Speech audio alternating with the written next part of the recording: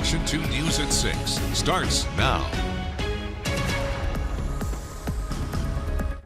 Good evening. Thanks for joining us. Cameo's off tonight. The Wisconsin Department of Health Services confirming 14 cases now of the measles in Oconto County. We've learned from health officials these new 5 cases are linked to the initial 9 that were first reported back on August 2nd. And based on the investigation to date, the majority of cases involve people who are not vaccinated. The DHS confirming today cases ranging now from a 7-month-old to a 53-year-old. Most, however, are school-aged children.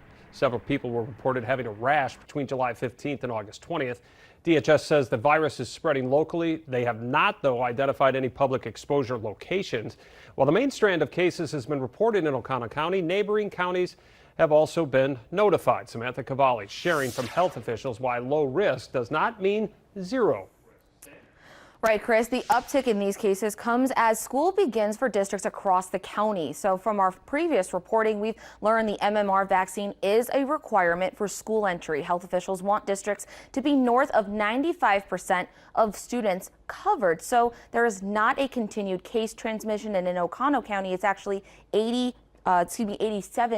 as of 2024. Now, measles is known as one of the most highly infectious diseases, so the best way to protect is to get vaccinated. Health officials tell me it's recommended that children receive 2 doses of the measles vaccine, the first at 12 to 15 months old and the second at 4 to 6 years old before they start school. But with one of the cases we mentioned being a 7-month-old, how can you protect your little ones? Now, for children too young to be vaccinated, doctors say the best protection is the immunity of those around them. That means making sure that parents, siblings, and caregivers are vaccinated, creating what's called a herd immunity.